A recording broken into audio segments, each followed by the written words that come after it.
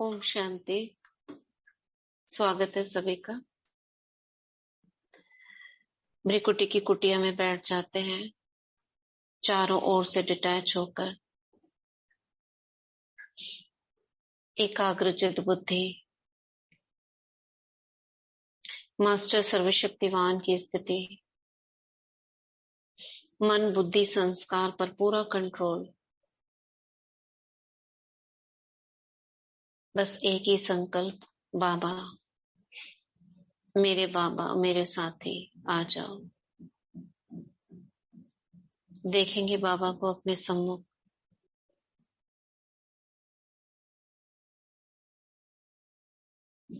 मैं बाबा से कहती हूँ, मीठे बाबा, साकार में जो दादियों को आपने अनुभव कराए, उनके साथ रहे आप।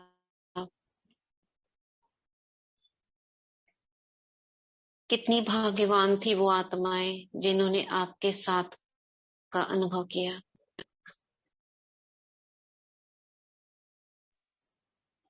आपके साथ उठे बैठे खाए खेले। हम उस समय तो आपके साथ नहीं थे बाबा, परंतु दादियों के अनुभव सुनकर पढ़कर हम आपके साथ का वैसा ही अनुभव कर पाए, जैसे कि हम सच में आपके साथ अभी भी हैं, साकार में। बाबा मुस्कुराते हुए वरदान देते हैं, बच्चे साकार बाबा के संग के अनुभवी मूर्त भाव।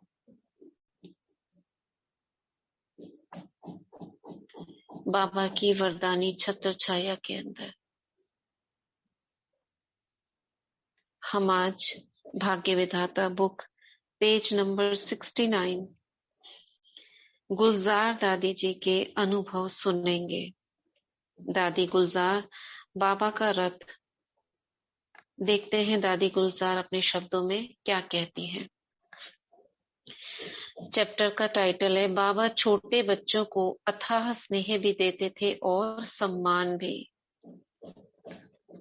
तो बुक में कोटा हाउस का पिक्चर है, आबू का। उसमें गुलजार दादी और चंदा बहन, उनका फोटो है बाबा के साथ का, बगीचे का। ब्रह्मा कुमारी दादी गुलजार जी अपने अनुभव सुनाती हैं कि जिस समय मैं ज्ञान में आई, मैं छोटी बच्ची ही थी। आते ही बाबा की पालना में 9 साल की आई थी ना, ऑलराउंडर दादी, उनकी माँ थी, लौकिक माँ।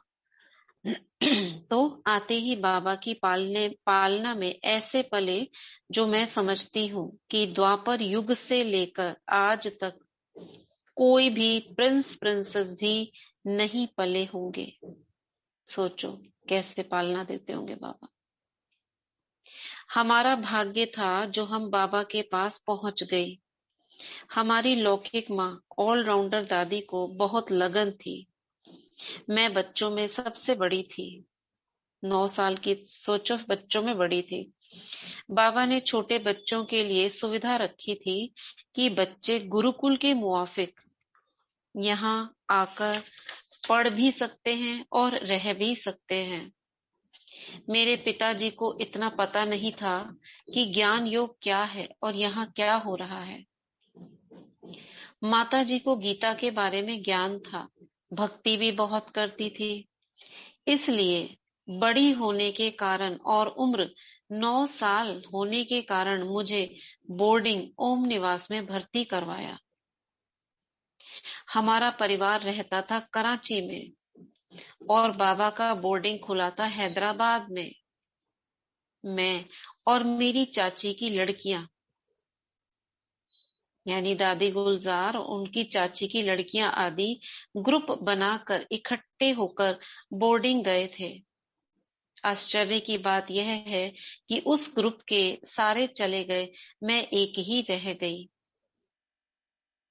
परिवार के परिवार आए थे ना, तो अपने बच्चों को लेकर कुछ बात हुई थी बस, जब हंगामा वगैरह होता है तो सब लेकर चले गए होंगे। केवल दादी गुलजार जी रह गई थी। बाबा हमें ठाकुर कहते थे। बच्चियों प्रति बाबा की जो पालना थी वह बहुत सुंदर थी। भारत में देवताओं की छोटी छोटी मूर्तियों को घर में एक गद्दी बनाकर उस पर रखते हैं। वे मूर्तियां सोने चांदी की होती हैं और उनकी पूजा करते हैं। सिंधी भाषा में उन मूर्तियों को ठाकुर कहते हैं। और भी तो लोग कहते हैं ना, हम लोग भी ठाकुर ठाकुर कहते हैं कि ठाकुर जी की मूर्ति है, कृष्ण की छोटी सी जो होती है ठाकुर बोलते हैं। बाबा हमें कहता था, ये तो मेरे चैतन्य ठाकुर हैं। दीदी पीतल हाँ की जो होती है ना, हाँ पीतल की जो मूर्तियां होती है ना छोटी छोटी, हाँ हाँ हाँ हाँ हाँ उनको ठाकुर बोलते हैं। हाँ हाँ, वही तो होती है आजकल, जो छोटा सा लड्डू गोपाल की होती है, जी जी, और भी जैसे। सिंहासन पे बिठाते हैं। और भी होती है तो पीतल की ही आती है। चांदी के लक्ष्मी गणेश आते हैं, वो पीतल के नहीं होते, शायद चांदी के होते हैं। तो बाबा हमें कहता था, ये तो मेरे चैतन्य ठाकुर हैं।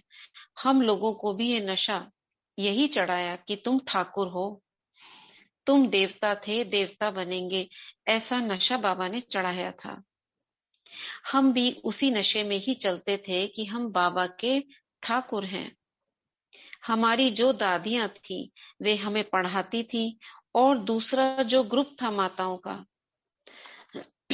हमारी जो दादियां थी हमें पढ़ाती थी, और जो दूसरा ग्रुप था माताओं का, वो हमारी पालना करता था।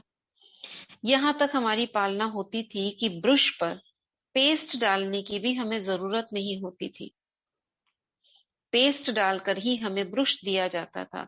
बाथरूम में कपड़े रखे जाते थे, रोज हमारी मालिश होती थी। सोना, इस प्रकार अच्छे से अच्छी पालना बाबा करते थे। जैसे आजकल के लोग करते हैं ना, एक बच्चा होता है तो दाइयां होती हैं, कैसे उसका सब कुछ रहता है। सोचो बाबा ने ऐसे छोटे बच्चों की पालना की थी उस समय। बाबा कहते थे, रोज इनको पहले मालिश करो, बाद में स्नान कराओ। बाबा यह भी कहते थे कि भक्त जन मौसम के पहले फल अपने इष्ट को भोग लगाते हैं। वो जड़ मूर्तियां हैं, ये तो मेरी चैतन्य मूर्तियां हैं। इसलिए मौसम का जो भी फल निकलता है, पहले इन ठाकुरों को भोग लगना चाहिए। इस तरह बाबा मौसम के फल का पहला भोग हमें ही लगाते थे, अर्थात खिलाते थे। बाबा कहते थे कि ये मेरे खाने वाले ठाकुर हैं। जो खुद चैतन्य ठाकुर हैं, सोचो वो ठाकुरों को भोग लगा रहे हैं। ब्रह्मा बाबा तो कृष्ण की आत्मा, उसको भोग लगाते, क्योंकि उन्होंने लगाया तो दुनिया देखो उनको लगाती है। ये भी देने का लेना है, बहुत बड़ा गुह्य रहस्य है।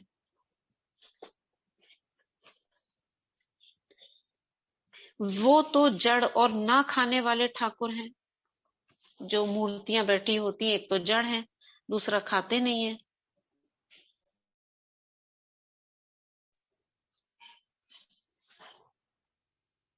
बाबा फलों को खुद काट कर एक बाल्टी में भरते थे, और जब हमें क्लास के बीच रिसेस यानी छुट्टी मिलती थी, तब बाबा ही एक एक बच्चे को अपने बाहों में लेकर उसके मुख में फल का टुकड़ा रखते थे।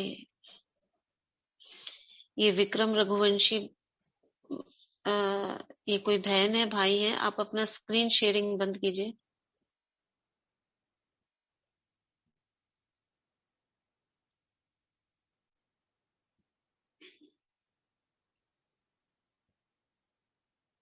कुछ दब गया है उनके हाथ से।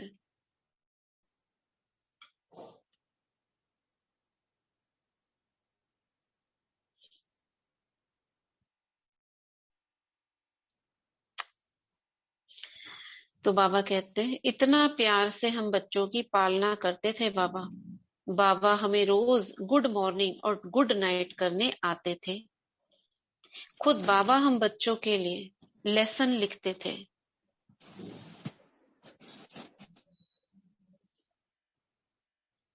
बाबा हम बच्चों के लिए लेसन लिखते थे, उन लेसनों को दादियां हमें पढ़ाती थी।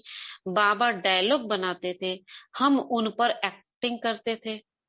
बाबा गीत कविता लिखते थे। देखो आज ही बात हो रही थी ना, गीत कविता लिखते थे बाबा। और आपसे नहीं, किसी और से हो रही थी शायद वो बात। गीत कविता लिखते थे और दादी मिट्टू उन गीतों को गाकर हमें सिखाती थी। रोज सवेरे दादी चंद्रमणि हमें ड्रिल कराती थी। ड्रिल करने से पहले हम आज जैसे योग नहीं करते हैं, परंतु बेड पर बैठकर एक दूसरे को आत्मा आत्मा देखने का, समझने का अभ्यास करते थे। ड्रिल करने से पहले हम आज जैसे योग नहीं करते थे, जैसे आज योग होता है ना बैठकर करते थे, परंतु बेड पर बैठकर एक दूसरे को आत्मा आत्मा देखने का अभ्यास करते थे। बाबा हमें आत्मा का पाठ पक्का कराता था। चंद्रमणि दादी हमारी ड्रिल मास्टर थी। रोज सवेरे ड्रिल के बाद बाबा मम्मा हमसे हाथ मिलाकर गुड मॉर्निंग करने के लिए ड्रिल मैदान पर आते थे। हम सब बच्चे एक बड़े हॉल में रहते थे जिसमें 80 पलंग पड़े डाले गए थे।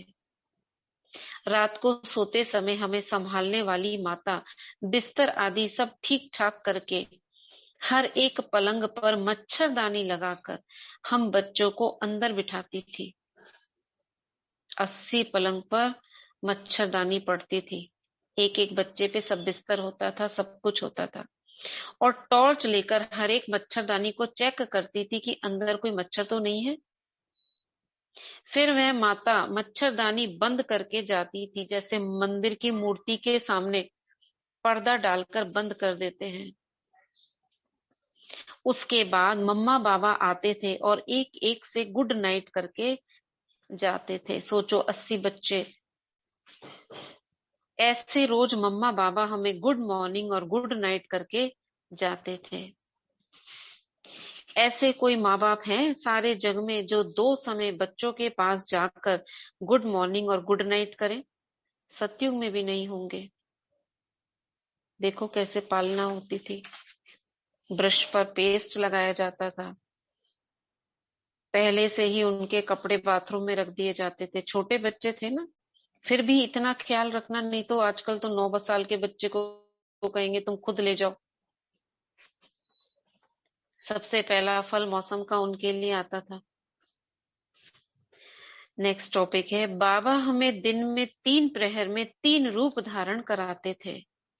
जैसे सुबह दोपहर शाम होती है, ऐसे ही बाबा ने सिर्फ हमें अच्छे से अच्छी पालना ही नहीं दी, साथ साथ ज्ञान भी देते थे।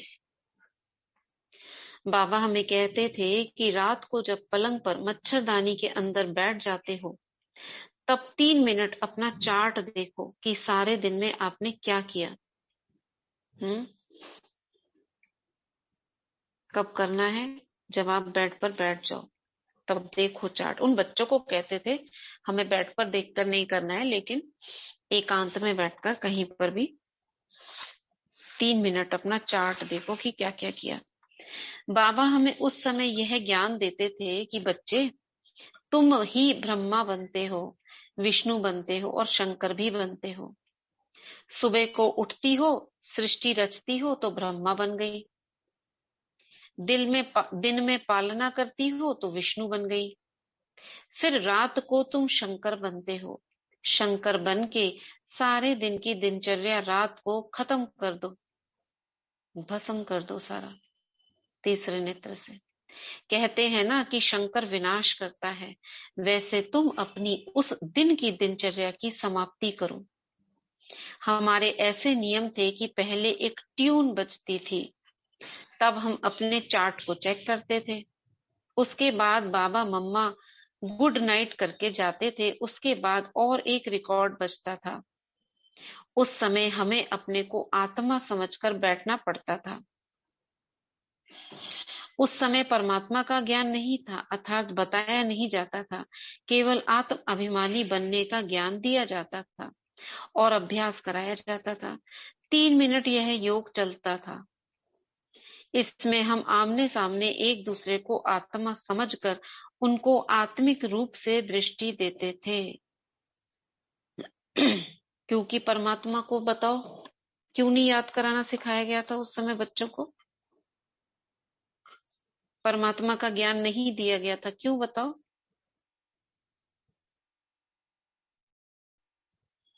हाँ, क्योंकि परमात्मा पहले ज्योति बिंदु स्वरूप है ना, तो वो क्योंकि ज्योति। पहले खुद का परिचय मिलेगा तभी खुदा का परिचय मिलेगा ना। नहीं नहीं नहीं नहीं, और कोई दी बताओ। ओम शांति। दीदी बच्चे बहुत छोटे थे ना, कोई 9 साल का, कोई 8 साल का, इसलिए नहीं दिया गया। ओम ये कोई शांति। बात थोड़ी ना है, बच्चे छोटे थे। आजकल तो बाबा ने कल मुरली में दीदी कहा था 5 साल का दीदी बच्चा पहले भी। क्लियर नहीं था ना कि परमात्मा का मतलब क्या रूप है या कैसे। नहीं नहीं नहीं, शुरुआत में और ऐसे बताओ। बताया गया। और परमात्मा बताओ कोई। परमात्मा ज्योति बिंदु है ना, तो बच्चे ज्योति बिंदु नहीं को समझ नहीं के नहीं पढ़ने के लिए। नहीं दीदी नहीं नहीं दीदी तब शायद उतनी तमो प्रधानता नहीं होगी जितनी अब हो गई है, कि अब तो एक आध लोग को मारने पीटने में उतर नहीं आया। नहीं नहीं नहीं दीदी जैसे नहीं। ओम शांति, जैसे बच्चों को परिचय दिया जाता है कि चिड़िया का बच्चा चिड़िया के जैसा, तो अगर आत्मा बिंदी है तो उनका परम पिता भी बिंदी स्वरूप है। शायद ये इसीलिए क्या पहले बता रहे हो आप? हमें, ज्ञान सुना रहे? नहीं, नहीं, शायद इसीलिए ये बात उन्होंने पहले हमें हमारा परिचय दिया बाबा ने। वो तो दीदी ठीक ओम है, वो सभी शांति। को दिया जाता है। हाँ, हाँ, ओम शायद शांति इसलिए दीदी। कि जो ब्रह्मा बाबा को ही परमात्मा समझे और उन्हीं की बातों को फॉलो करें, शायद इसलिए। ओम हाँ, शांति आधा दीदी। सही है आपका, क्योंकि ब्रह्मा बाबा तो खुद ही सामने थे। शिव बाबा उनकी भ्रिकुटी में रहते थे, कहाँ जाकर इसलिए याद करेंगे? अगर उनको बोल दिया जाए परमात्मा ऊपर परम धाम में है, बाबा तो सामने है। ब्रह्मा बाबा की भ्रिकुटी में शिव बाबा जो खुद उनकी पालना कर रहे हैं, उनको क्या सिखाया जाएगा भगवान का है? वो तो छोटे बच्चे थे, सामने खुद भगवान ठाकुरों को खिला रहे हैं, उनकी पालना कर रहे हैं। उस समय जरूरत ही नहीं थी परिचय देने की। हम्म। आजकल तो सब बच्चों को, छोटे 3 साल के बच्चे को बता देते हैं बाबा बिंदी है, परम धाम ऊपर है। उस दिन बात कर रहे थे ना, बाबा ने भी मुरली में कहा था 5 साल का बच्चा भी जानता है कि परम धाम कहाँ है, सूक्ष्म वतन कहाँ है।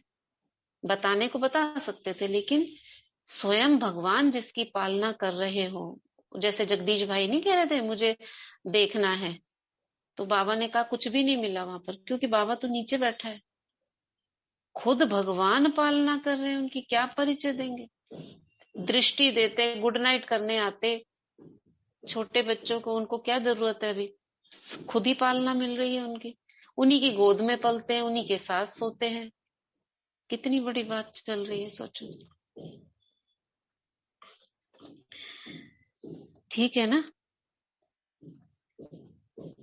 तो रिकॉर्ड बजता था, उस समय ज्ञान नहीं था, नहीं बताया नहीं जाता था, केवल आत्माभिमानी बनने का ज्ञान दिया जाता था और अभ्यास कराया जाता था। 3 मिनट ये योग चलता था, इसके बाद रिकॉर्ड। अच्छा, इसमें हम आमने सामने एक दूसरे को आत्मा समझकर उनको आत्मिक रूप में दृष्टि देते थे। म्यूट रखें। इसके बाद यह रिकॉर्ड बजता था, सो जा राजकुमारी सो जा। एक बहुत पुराना गीत है, बहुत पुराना। सो जा राजकुमारी सहगल के समय का गीत है। हाँ, वो उसी का है शायद गाया हुआ, और आवाज भी वैसे ही है, बिल्कुल सहगल की ही है शायद। इस रिकॉर्ड पर हम सो जाते थे। रिकॉर्ड बज, और है भी ऐसा गीत कि अभी भी चलेगा तो आप सो जाओगे, इतना मतलब वैसा गीत है। रिकॉर्ड बजते सारे के सारे इकट्ठे सो जाते थे। वो दृश्य देखने लायक होता था। हम ऐसे सोते थे जैसे कि हम बाबा के ठाकुर सो रहे हैं, राजकुमारियां सो रही हैं। बाबा ने शुरू से जो नशा चढ़ाया था कि हम आत्मा हैं, हम ठाकुर सो देवता हैं,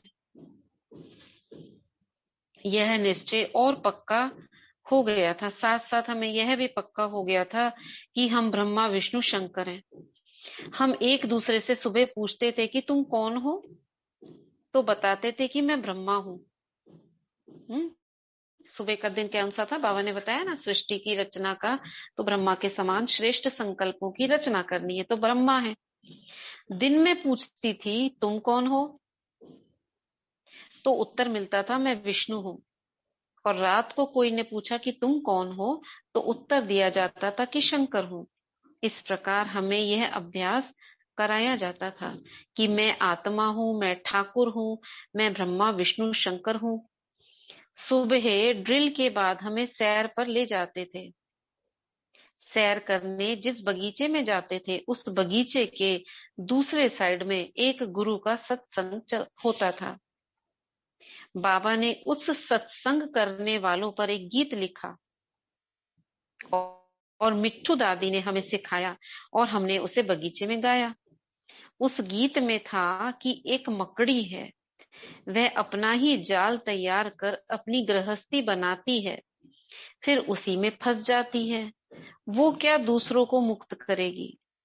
ये गीत में होगा उसमें। हम तो छोटे छोटे बच्चे थे, हमने हंसते खेलते उस गीत को गाया। यह सुनकर वो बहुत चिढ़ गए। कौन? सत्संग जो होता था उनके बगल में, जहां ये बगीचा था उसी के बाजू में सत्संग चलता था, और उन्होंने खूब तेज तेज गाया। वो बिल्कुल जस्ट लगती हुई दीवार से होगा। वो चिढ़ गए ये सुनकर, मगर क्या कर सकते थे। बच्चे होने के कारण किसको कुछ कह भी नहीं सकते थे, चुप रह जाते थे। इस प्रकार बाबा हम बच्चों से बचपन से ही ईश्वरीय सेवा कराते थे। ठीक है, इतना पढ़ते हैं, ये और है बड़ा, फिर इसको कल पढ़ेंगे। क्या शिक्षा मिली इससे, कैसे रहना है हमको। सुबह ब्रह्मा, दिन में विष्णु, शाम को शंकर समान। ठीक है, अब हमें कोई पालना करते हैं तो आएगा नहीं। हाँ, ब्रह्मा बाबा हमारी पालना करते हैं तो आप महसूस करो जैसे बाबा मेरे पास है, बाबा मुझे सुला रहे हैं, बाबा मेरे साथ चल रहे हैं, तो आपको जरूर अनुभव होगा। बाबा ने एक बार अव्यक्त मुरली में कहा था कि बाबा गुड नाइट गुड मॉर्निंग अभी भी करते हैं। बच्चों के पास, हर बच्चे के पास गुड नाइट करने आते हैं। अब बच्चे उस चीज को पहचानने के लिए बुद्धि चाहिए। अगर अव्यक्त रूप में होंगे तो अनुभव होगा उनको, ये हम बाबा से गुड नाइट कर रहे हैं। ठीक है, ओम शांति। दीदी ये आप बात ठीक कह रहे हो, ये हमारे साथ होता है दीदी। जैसे ही हम लेटर लिखते हैं ना रात को सोने वक्त, फिर कहते हैं बाबा गुड नाइट, दीदी एकदम से नींद आ जाती है मेरे को देखते। अच्छी बात है।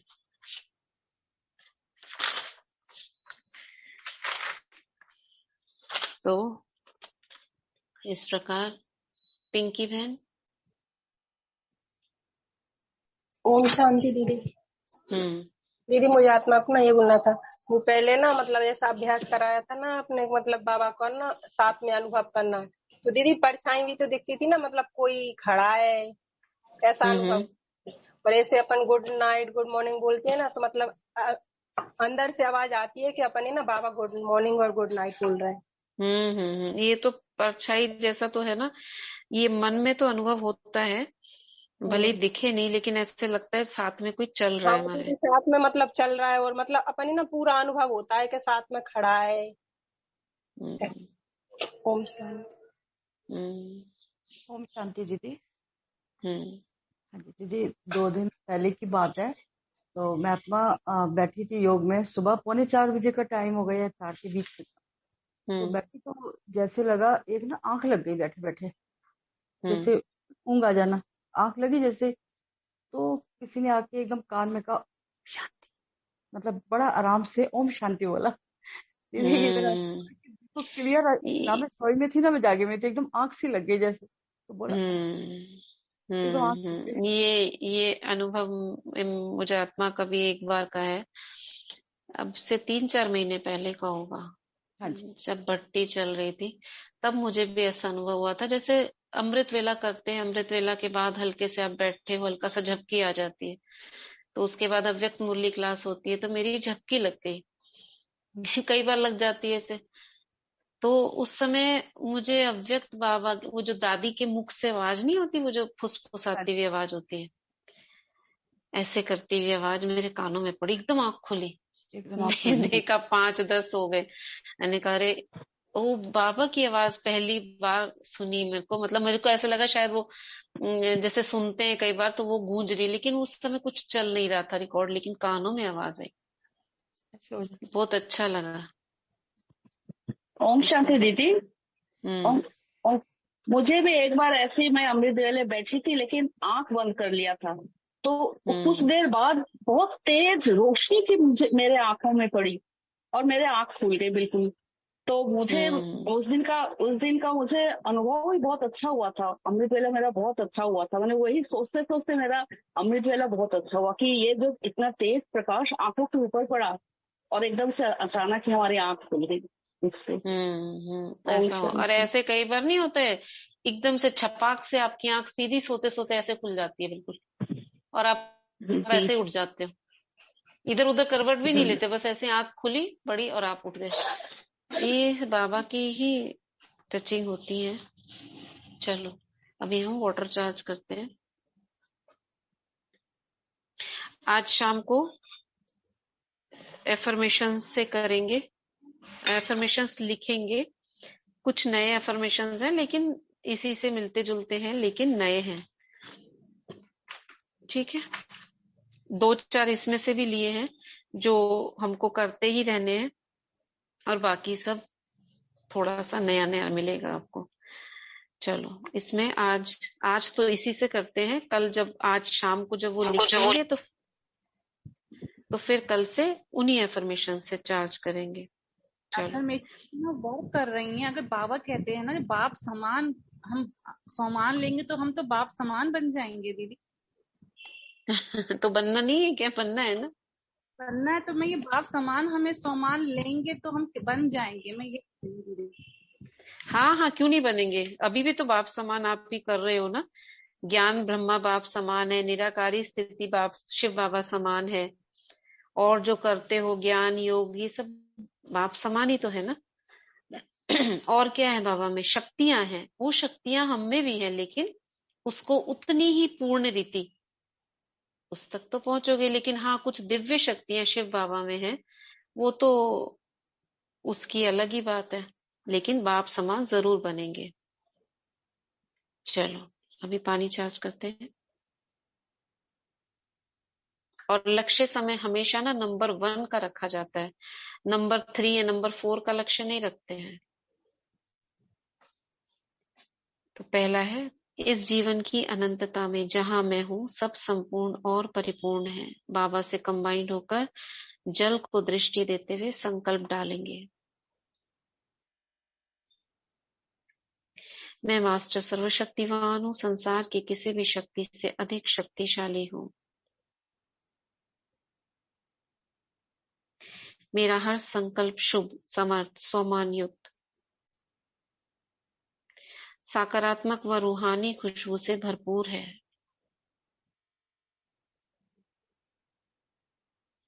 मैं आत्मा अपनी दृष्टि से, वृत्ति से, बोल से, स्पर्श से स्वयं को व अन्य आत्माओं को हील करने की क्षमता रखती हूँ। मुझ आत्मा द्वारा बताया गया समाधान अन्य आत्माओं के लिए वरदान सिद्ध होता है। मेरा अमृत वेला 3 से 5 रेगुलर और बहुत शक्तिशाली होता है। मेरी दिनचर्या मधुबन की दिनचर्या से मेल खाती है। मेरी दृष्टि, वृत्ति, कृति व स्थिति ब्रह्मा बाप समान है। मैं आत्मा निराकारी, निर्विकारी, निरहंकारी, निर्भय, निर्विकल्प व निश्चिंत आत्मा हूँ। मैं ब्रह्मा बाप समान अचल, अडोल, एक रस, एक नामी व इकोनॉमी करने वाली मैंपन से मुक्त आत्मा हूँ। हजार भुजाओं वाले बाप की छत्र छाया पूरे परिवार पर लौकिक परिवार पर बनी रहती है।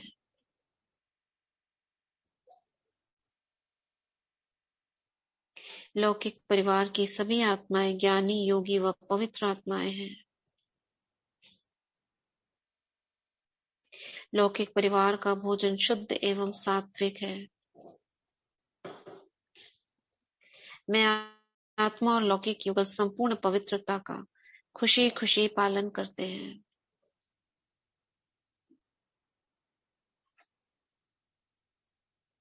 लौकिक परिवार की सभी आत्माएं तन से, मन से, धन से स्वस्थ हैं, संपन्न हैं। वह यज्ञ स्नेही सहयोगी हैं। मैं आत्मा यूनिवर्स से मिलने वाली समृद्धि के प्रचुर प्रवाह के लिए पूरी तरह से तैयार और ग्रहणशील हूँ।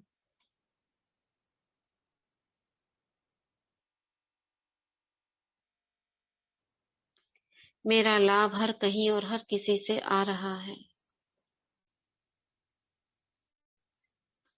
मैं आत्मा स्थूल व सूक्ष्म धन को आकर्षित करने वाली मैग्नेट हूँ। मैं 3 महीने में पूरी तरह से निर्भय, निर्बंधन व निर्विघ्न आत्मा बन चुकी हूँ। मैं आत्मा हर सेकेंड पावरफुल स्थिति में अपने मन, बुद्धि को स्थित करने वाली स्वराज अधिकारी आत्मा हूँ। हमारे साथ सब कुछ अच्छा होता है और अच्छा होता रहेगा। Thank you water, thank you, thank you, thank you, love you. ये अफर्मेशंस, ये जैसे हमारे अंदर जमा हो रहे हैं, इनको रोज याद करने से ये जीवन का हिस्सा बन सकते हैं आपका। तो इनको अमृत वेले आप किसी भी समय, सारे पॉजिटिव अफर्मेशंस हैं, आप बीच में, लास्ट में, शुरू में कभी भी आप कर सकते हो।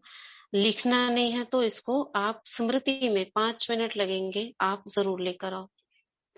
फिर आपका दिन भर में ये चलेगा, पॉजिटिव चलेगा, आपका व्यर्थ समाप्त हो जाएगा। ऐसे हमारे जमा होते जाएंगे। फिर अब जो करेंगे नेक्स्ट, जो भी 25 जितने भी होंगे, वो फिर ये आपके जमा हो जाएंगे। रोज रोज लिखने से आदत पड़ जाएगी। तो कितने हो गए पॉजिटिव? 50 हो जाएंगे। फिर नेक्स्ट लिखते हैं। तो ऐसे करके हमारे दिन भर के लिए आपको याद रहने लगेगा। अब बैठी हूं मैं तो चलो पॉजिटिव अफर्मेशंस कर लेते हैं। सोचने का तरीका बदलेगा। तो इस तरह से व्यर्थ समाप्त होगा। ऐसे कहने से नहीं समाप्त होगा कि व्यर्थ मत सोचो। करना पड़ेगा प्रैक्टिकल में कुछ, तब खत्म होगा। चलो अभी हाथों को, हथेलियों को रखते हैं आकाश की तरफ। बाबा की पवित्र किरणों का वाहन करते हैं हथेलियों में। और ये प्रैक्टिस भी रोज करनी है। प्राण शक्ति, संजीवनी शक्ति को अपने हाथों में बुलाते हैं।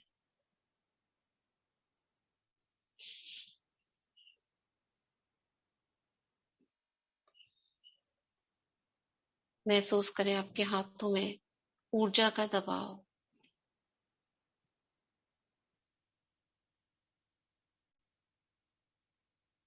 अब हाथों को 3 बार रब करेंगे। मैं मास्टर सर्वशक्तिवान हूँ, मैं मास्टर सर्वशक्तिवान हूँ, मैं मास्टर सर्वशक्तिवान हूँ। रख देंगे।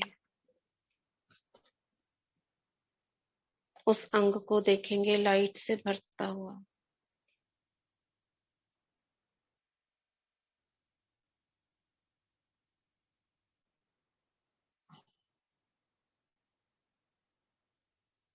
महसूस करेंगे जहां रखा है आपने हाथ, वहां की सारे ब्लॉकेजेस डिसॉल्व हो रहे हैं और एरिया पूरा व्हाइट लाइट से भर रहा है।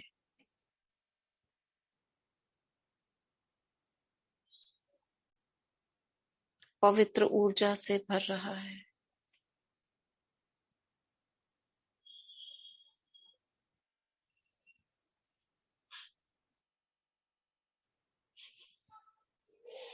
फिर करेंगे मैं मास्टर सर्वशक्तिवान हूँ, मैं मास्टर सर्वशक्तिवान हूँ, मैं मास्टर सर्वशक्तिवान हूँ।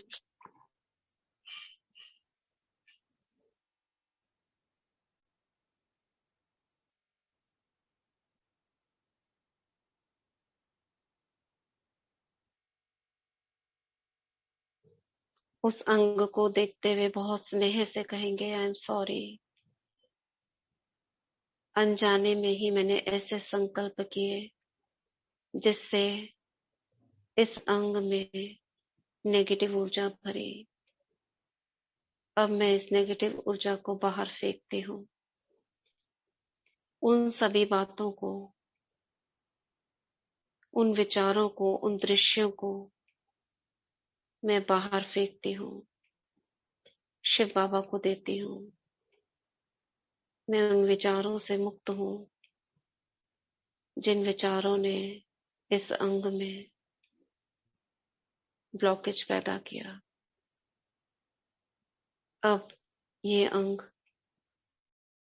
बाबा की पवित्र ऊर्जा से भर गया है। Thank you, I love you. फिर करेंगे, मैं मास्टर सर्वशक्तिवान हूँ, मैं मास्टर सर्वशक्तिवान, मैं मास्टर सर्वशक्तिवान।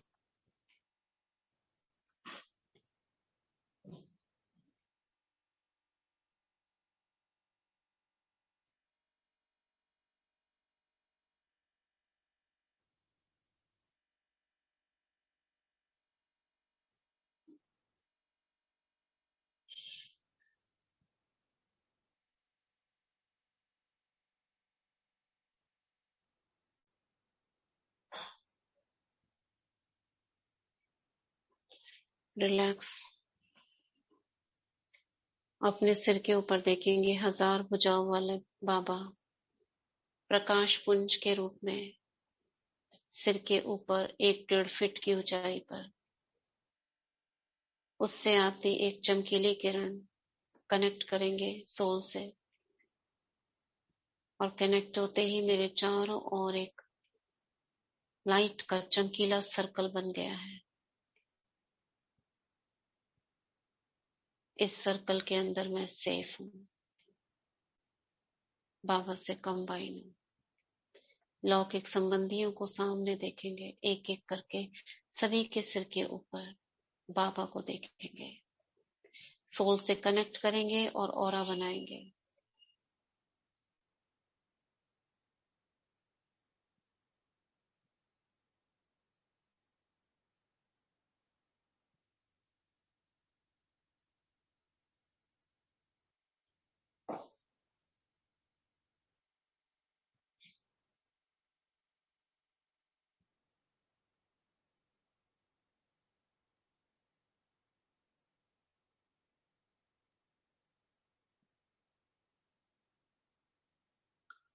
ओम शांति।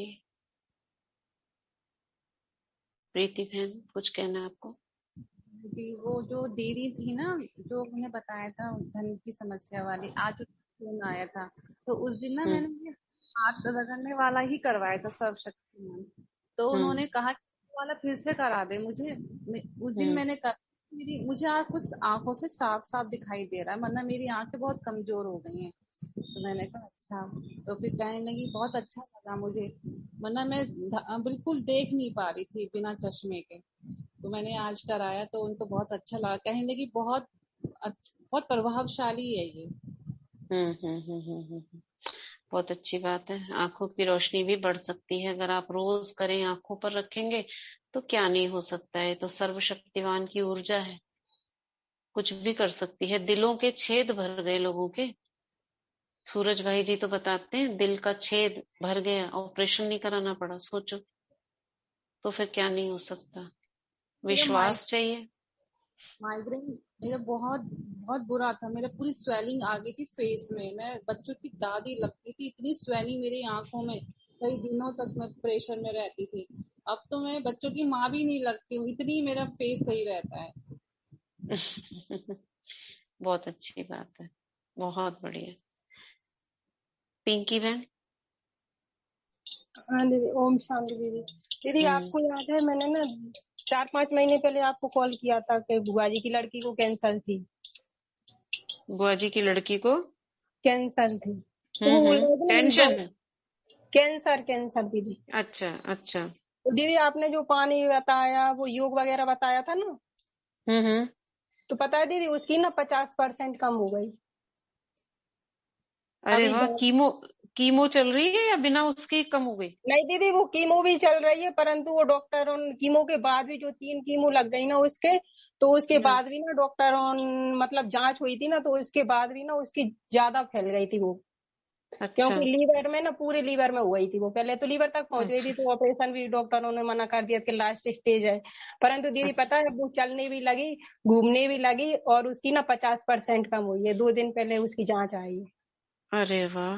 और लगातार जब से कर रही है वो हाँ पानी दीदी, वगैरह का? हाँ, वो पानी चार्ज भी करेंगे, और बुआ जी ना उसके लिए 2 घंटे योग भी करती हैं, मतलब 4 बजे से 5 बजे अमृत वेला करती हैं, और इधर 6:30 से 7:30 कंटिन्यू कर रही हैं। एक भी दिन का उनका गैप नहीं हुआ जब ही बहुत से। बढ़िया, बहुत ही बढ़िया, बहुत ही बढ़िया। तो वो देखो बोल रही कितनी थी कि अच्छी मेरे को बात तो है। ना कहीं बाबा पे ना पूरा विश्वास है कि वो ठीक हो जाएगी। डॉक्टरों ने भी मना कर दी थी, मतलब ये बीमारी है ना, ये अच्छी होने वाली नहीं है। तो परंतु देखो ये उन्होंने डॉक्टरों को विश्वास भी नहीं ना किया। ऐसे कहना नहीं चाहिए बिल्कुल भी। हाँ भले हो या नहीं हो, लेकिन उनको ये कहते रहना चाहिए ठीक हो जाएगी, कि तो ये बोलने से ही आधा काम तो उनका हो जाता है। पता नहीं क्यों ऐसे बोल देते हैं। हाँ, तो डॉक्टरों ने भी मतलब मना कर दी थी कि अब तो आप घर ले जाओ, बॉम्बे का इलाज चल रहा है उसका। तो दीदी देखना, बाबा की कृपा से ना उसकी 50% कम हो गई, और उसे चलने फिरने मतलब दर्द वगैरह सब गायब हो गए। देखो तो थोड़ा थर्ड बहुत है स्टेज अभी वाला पानी। जो है वो देखो ठीक हो रहा है। हाँ बहुत ही इसीलिए तो कहते हैं ना, भगवान जिन क्या मरों को जिंदा कर देता है, ऐसे कर देता है, वैसे नहीं करता, चमत्कार नहीं करता, लेकिन ऐसे कर देता है। बहुत ही अच्छी बात है। ज्योति बहन? दीदी मैं फ्लैट सिस्टम में रहती हूँ। यहाँ पर हाँ। किसी को भी कुछ दर्द रहा या कुछ रहा तो वो सीधा घर पे ही आ जाते और बोलते हमको रेस्ट दो, और 7 दिन रहते। कितने जनों का दीदी उससे ठीक हुआ है, मैंने ऐसे इसके ऊपर प्रयोग किया है तो। अरे बाप रे! आपके फ्लैट में आपके पास आ जाते हैं? हाँ, उनको पता है। 1-2 बार ऐसे अपन योग करने के लिए भी शाम को आते हैं, और अभी तो बहुत जन आते हैं। जैसे कोई बीमार हुआ तो हमको पानी चार्ज करके दे दो, हमको ये उसके तो ऊपर। उनको मतलब बताया है कि उन्हें किसी से पता चला? नहीं दीदी, हम नहीं बताया था कि उनको एक्चुअल में योग के लिए पहले घर पे बुलाती थी उनको योग करवाने के लिए। एक जन को अच्छा। बिल्कुल नींद नहीं आती थी, तो उनको हम्म। मेडिटेशन बोला था करने के लिए। तो वो हम्म। मेडिटेशन क्या होता है, तो फिर उनको मैंने पूरा कोर्स भी करवाया था यहाँ पर। और उनको फिर रोज योग के लिए शाम को मेरे पास यहाँ पर आते थे घर पर, हम लोग सब साथ में कमेंट्री के थ्रू योग करते थे। तो अब उनको ये पता चला, और 2-3 बार ऐसे घर में ऐसे हुआ मेरे मिस्टर को और मेरी लौकिक बेटी को वगैरह, तो उनको योग कराया तो उनको बताया कि ऐसा करने से ये फायदा हुआ। अब तो उनको पता चल गया, तो वही एक दूसरे को सबको बताकर कुछ भी हुआ तो वो खुद से आ जाते हैं कि हमको ये करके दे, हमारा यहाँ पर बहुत दर्द है।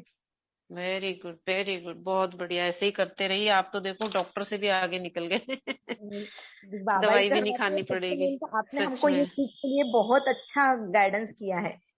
सही में थैंक चलो यू दीदी, बहुत ही आपका भी बढ़िया। बाबा का भी बहुत बहुत सब शुक्रिया। करने वाला तो खैर वही है। चाबी तो उसी की घूम रही है सब जगह। आप करते रहिए बस। सेवा है ये भी।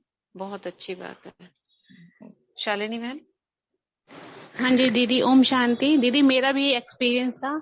जो अफर्मेशंस 21 दिन के लिए लिखी थी ना, तो उसमें से 2 अफर्मेशंस मेरी 2 लौकिक बेटी हैं, उन्होंने 21 तारीख को मुझे वो खुशखबरी सुनाई, जिस चीज की उनको बहुत दिन से इंतजार था। और ठीक 21वें दिन मुझे वो पता चला कि उनका सिलेक्शन हो गया है।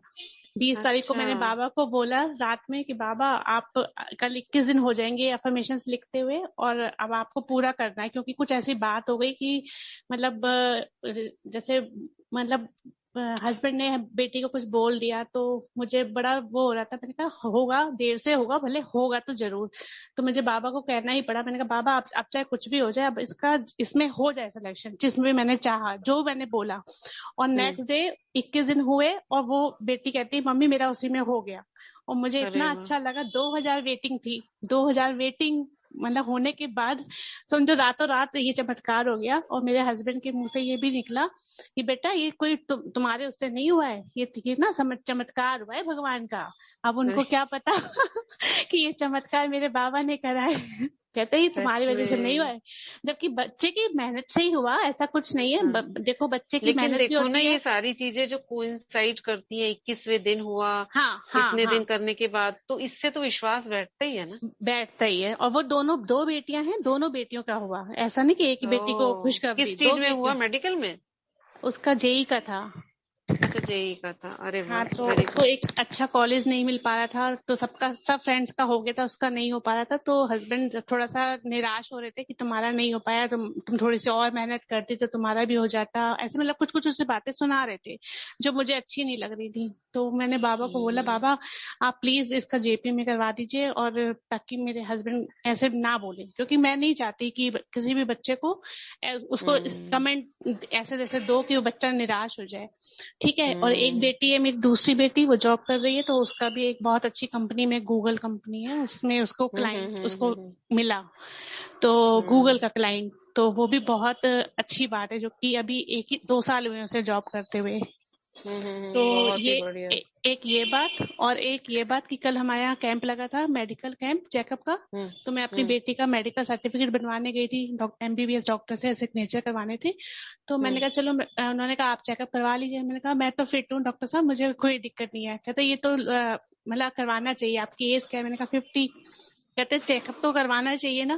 तो मैंने कहा ठीक है कर लीजिए। और उन्होंने मेरा ब्लड प्रेशर चेक किया, तो मेरा ब्लड प्रेशर बढ़ा हुआ आया। तो कहते हैं आपका ब्लड प्रेशर तो बढ़ा हुआ आया है, 152 आया है, ये तो बढ़ा हुआ है। तो मैं हैरान, मैंने कहा मेरा ब्लड प्रेशर कैसे बढ़ सकता है? मेरा तो बढ़ ही नहीं सकता, मैं तो बिल्कुल फिट हूँ, मन से भी तन से भी। ऐसा हो नहीं सकता कि इतना ब्लड प्रेशर, क्योंकि मुझे कुछ प्रॉब्लम कुछ हो ही नहीं रही थी। लेकिन डॉक्टर अपनी डॉक्टरी करना है, तो वो कहेगा ना कि आप लोग ध्यान नहीं देते हो, फिर जब कुछ हो जाता है तब एंड टाइम पे आते हो, और ये वो। तो ऐसे कह रहा था, तो मैं उसको कह रही थी कि डॉक्टर साहब हमें कुछ नहीं हो सकता, हम मतलब अपनी ध्यान रखते हैं दिनचर्या का, ऐसे बाहर का नहीं खाते हैं, और टाइम पे सोते टाइम पे उठते हैं, तो कुछ नहीं हो सकता। तो शरीर से आपको लग रहा है मेरा टेम्परेचर बढ़ा हुआ, लेकिन मुझे पता है अंदर से मुझे कुछ नहीं है। खैर कोई बात नहीं। अब मेरी बेटी ने ये बात सुन ली, तो मेरी बेटी गुस्सा होने लगी कि मम्मी ध्यान नहीं रखती है अपना, रात रात को जल्दी उठ जाती है, सोती नहीं है, नींद पूरी नहीं करती, इस वजह से ऐसा हो रहा है। अब उसने पापा को कह दिया, और मेरे मतलब हस्बैंड थोड़ा सा फिर नाराज से हो गए कि जब कुछ हो जाएगा तब पता चलेगा, फलाना ढिमाका, कुछ ज्यादा ही मतलब वो हो रही है। खैर मैंने बाबा को बोला, बाबा ये क्या कर रहे हो आप? फिर मैंने कहा मैं मशीन लेके आती हूँ, मैं भी चेक करके देखूंगी कितना टेम्परेचर है। क्या पता झूठ बोल रहा हो डॉक्टर, क्योंकि उनकी मशीन से हमें तो पता चलता नहीं है। तो मैं डिजिटल मशीन लेके आई, मैंने चेक किया तो आया 150। मैंने कहा यार डॉक्टर तो सही बोल रहा था। फिर मैंने बाबा को याद किया, फिर थोड़ी देर बाद रुक के मैंने बाबा को याद करके फिर से मैंने टेम्परेचर देखा, फिर आया 139। मैंने कहा ठीक है नहीं, ये आज। ना ऐसे ही होता है, क्योंकि हम जब थोड़ा सा एंजाइटी आ जाती है ना तो बढ़ जाता है, इसलिए 3 बार चेक किया जाता है बीपी। फर्स्ट अच्छा टाइम करोगे ज्यादा आएगा, सेकंड टाइम करोगे उससे कम आएगा, और थर्ड टाइम में एग्जैक्ट आता है। हाँ, तो मेरा तो जब आप 139 कल डॉक्टर आया। के पास गए होगे तो थोड़ा सा आप चल फिर के गए होगे, तो रेस्ट नहीं किया होगा एकदम से, तो वो उसी हाफने में थोड़ी एंजाइटी होती है, पता नहीं क्या होगा क्या निकलेगा, तो ये बढ़ जाता है। नहीं, हमें हो गए थे आधे घंटे बैठे हुए वहां पे, वेट किया था ना। अच्छा, तो हो गए आधे थे। घंटा वेट हो करके चेक किया था उन्होंने, तो 152 आया था। लेकिन थोड़ी देर बाद जब मैं घर पे आई, फिर मैंने वेट दोबारा देखा, तब 150 आया। फिर थोड़ी देर मैं रुक गई, मैंने कहा शांत मन से बाबा को याद पानी करके चार्ज किया। करके पीते रहिए, इससे कुछ नहीं है, ज्यादा नहीं है। और हाथों में एक्यूप्रेशर भी होता है, उंगली के नीचे हार्ट का पॉइंट होता है, वहां पे हाँ दबाते जी। रहिए। कुछ अच्छा 2-4 पॉइंट और होते हैं, आप निकालोगे ना, नेट पे सर्च करोगे जी फॉर जी बीपी के लिए एक्यूप्रेशर पॉइंट्स, तो जी। आप उनको दबाइए, पानी पीजिए, और हाथ को रखिए छाती पर ऐसे ठीक रब है। करके। कुछ हाँ नहीं जी। है, 10 दिन में कुछ ठीक नहीं हो है। जाएगा।